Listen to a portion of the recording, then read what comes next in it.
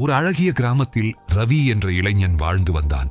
அவனுடைய உலகம் அவனது பிரியமான நாய் ராஜாவை சுற்றியே சுழன்றது. அவன் ரவியின் நிழல், அவனது தனிமையின் துணை. ஒரு கோடைக்கால மாலை ரவி தனது வயல்களின் வழியே நடந்து கொண்டிருந்தான்.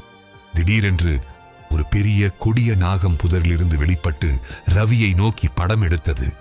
ரவி பயத்தில் உறைந்து போனான். ஆனால் ஒரு சிங்கத்தின் கர்ஜனையுடன் ராஜா அந்த பாம்பின் மீது பாய்ந்தான். நீண்ட கொடூரமான போராட்டத்திற்கு பிறகு ராஜா அந்த பாம்பை கொன்றான். ஆனால் அந்த வெற்றிக்கு அவன் ஒரு பெரிய விலையை கொடுக்க வேண்டியிருந்தது.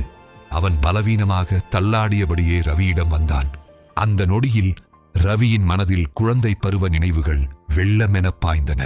ஒருமுறை கிராம திருவிழாவின் போது கூட்டத்தில் சிறிய ராஜா தொலைந்து போனதும், பல மணி நேரம் தேடி கடைசியில் அவனை கண்டுபிடித்ததும் கண்முன் விரிந்தது. ரவி அதிர்ச்சியிலிருந்து மீண்டு ராஜாவை தனது மடியில் தூக்கிக் கொண்டான்.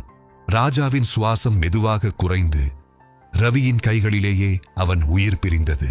அவனது சோகமான அழுகுரல் அந்த அமைதியான மாலையில் எதிரொலித்தது. அவனது அழுகுரலை கேட்டு கிராம மக்கள் அந்த இடத்திற்கு விரைந்து வந்தனர். செத்து கிடந்த பாம்பையும் உயிரற்ற ராஜாவையும் கண்ட அவர்கள் அந்த வீர தியாகத்தை புரிந்து கொண்டனர். அவர்கள் துக்கத்தில் மூழ்கியிருந்த ரவியை மெதுவாக சூழ்ந்து அவனது தோள்களில் ஆறுதலாக கை வைத்தனர். அடுத்த நாள் அந்த கிராமமே ஒன்று கூடி ராஜாவின் தியாகத்தை கௌரவித்தது. ரவியை காப்பாற்றிய அந்த இடத்திலேயே அவர்கள் ராஜாவிற்கு ஒரு சிறிய நினைவிடத்தை கட்டினார்கள்.